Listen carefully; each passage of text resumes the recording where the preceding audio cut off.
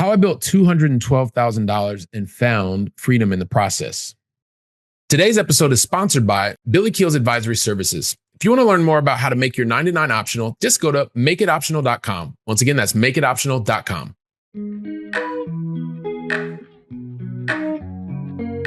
Helping you build freedom without losing your edge. This is the Going Long podcast with Billy Keels.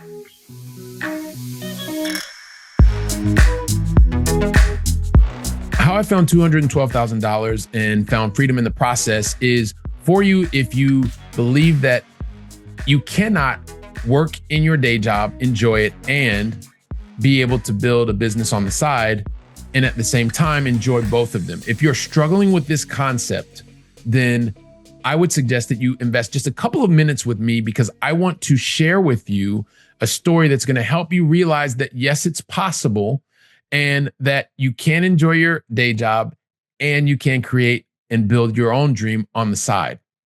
And why I say that is because for so long, I was trying to figure out and I was looking for a way to understand, like I kind of heard that people were building businesses on the side, but I didn't understand that, like, because I was all in on my corporate role. And I've mentioned this a number of times.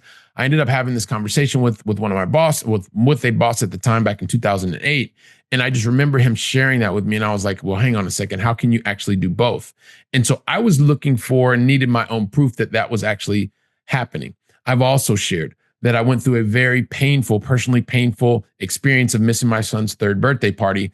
And from 2008 until 2012, when this happened, like I just stayed in this very safe space, a space where I was understanding all of the theory, afraid to move to the practice. I'll call it what it is. And so it took me until June of 2013 to be able to get to a point where I started going from that conversation, that first conversation in 2008, having my whole world rocked, and then realizing that, yes, it's possible, but I have to get out of the theory and get into the practice.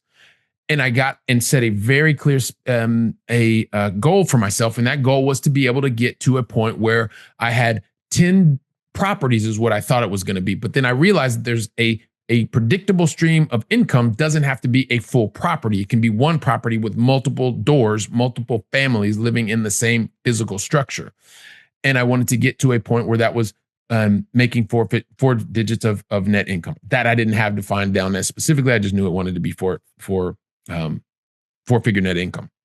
And that's not where I actually started because I'm talking to you about the gross income, the revenue on the property. But more importantly, it wasn't just about the money. What really was inspiring from that conversation in 2008 with my boss was the fact that he really looked like he was cool, calm, and collected and was in control. Like he made decisions when we were working that I thought, wow, why is he not super stressed about it? Well, afterwards, I realized that he was coming with a very different perspective, a perspective that helped him see things even more objectively, which I thought was fantastic because he was also controlling his income and eventually his time. And I was like, oh my gosh, that's what I want. Like I want to be able to control my income even more. And I want to be able to control my time, regardless of what's happening in the corporate world, whatever's happening outside. You know, people nowadays were talking about AI coming for white collar jobs and all this other kind of stuff. I didn't want to worry about any of that kind of stuff because I was working long hours during the day. I was working long hours in the evening once I finally got started because I didn't have the right processes in place. And at the same time, I had these two competing daytime, nighttime, and also wanted to have a lot of quality time with my family. And so, you know, and it's one of the things that I continue to help my clients navigate is that we have to start making some decisions, some hard decisions, putting boundaries in place and being able to protect those boundaries. And so because I didn't know how to do that, and I started to generate, because now my this what started out as one rental property really quickly became, fortunately, it didn't take 5 years to get to the goal. And this is what I'm helping my clients realize is that it doesn't, once you set your goal and you have focus and you have clarity, like crystal quantifiable clarity, you can move so much faster. Decisions happen faster. They're clearer. And I needed help at that point in time. I needed help because inside I knew that I wanted to move faster. So what I thought was a need was truly a want. It was a desire. I wanted someone to help me, to give me guided action, to help me along the way so that I could not take as much time, right? And so I didn't want to take as much time to get to the next goal. And so what I mean by that was once these first 10 doors were in my portfolio, I wanted help. I didn't need it. I wanted it. Let me be clear on that. I've said it a couple of times, needed, but I wanted help. I didn't need help. I was the type of person, the type A, the high achiever. Like I wanted to get to my result faster. I could have done it on my own. And I know to this day, and many people trying to figure out, I need to do this. No, you don't.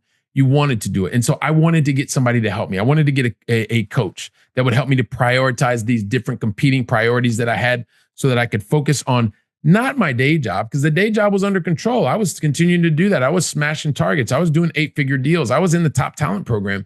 It was, how do I combine like this hyper productivity in my day job and also be able to start to build and get closer to my dream? So I got a coach. He was helping me with stuff.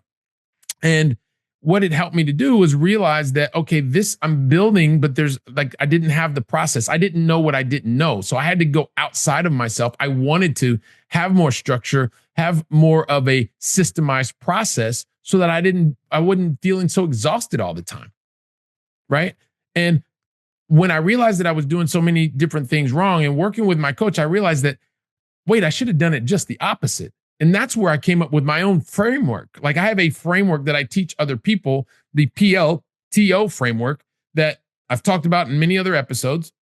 And that is a way to be able to streamline and systematize getting to the result, building your portfolio, being able to do it much faster.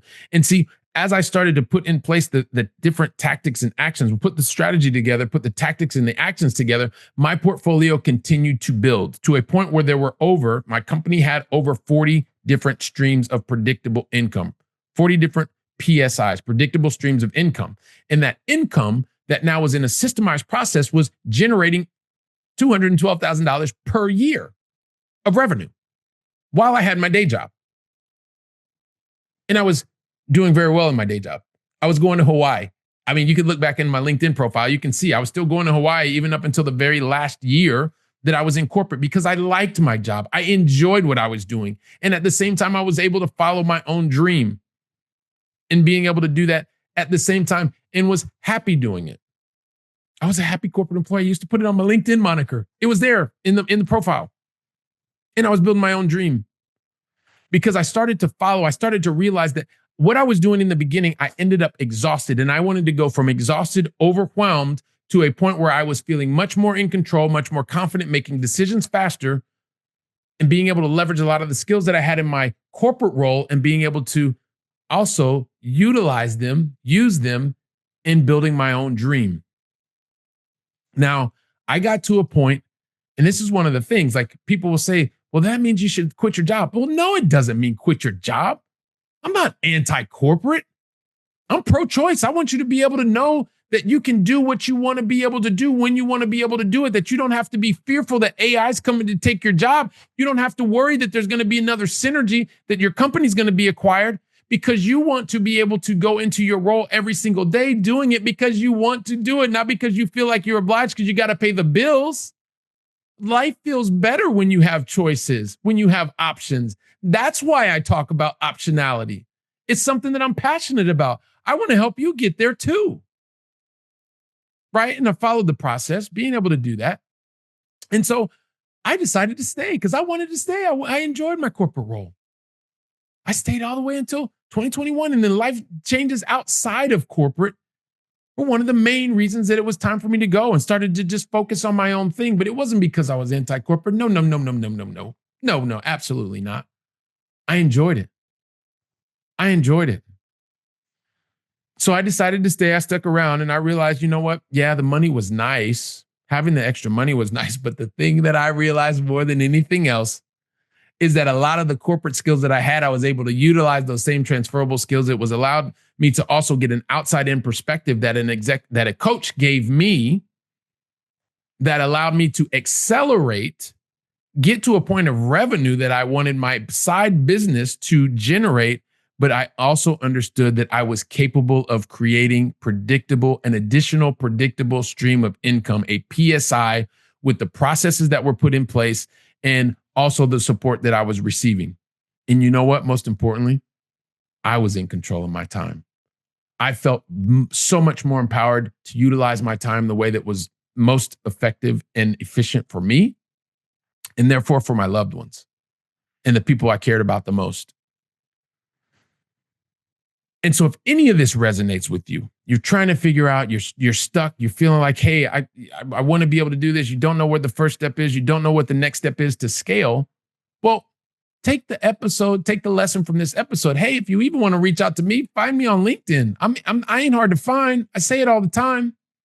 And if it's not you and you want to share this episode because you know somebody else is struggling with this concept, share the episode and do the next step. Care. Show them that you care. Give them a call. Go meet them for coffee. Talk about what the episode is about and go from theory to practice. Don't stay stuck in the theory. Bring it down, put it into practice. Make it actionable. It's actionable. Want to find out about the PLTO framework? You can look it up. I'll make it easy. Like I said, if you want to reach out to me, I'll point you in the right direction. But while you're doing that, guess what I'm going to be doing? I'll be right here. I'm going to be preparing the next episode. So until then, go out and make it a great day. And thank you very, very much.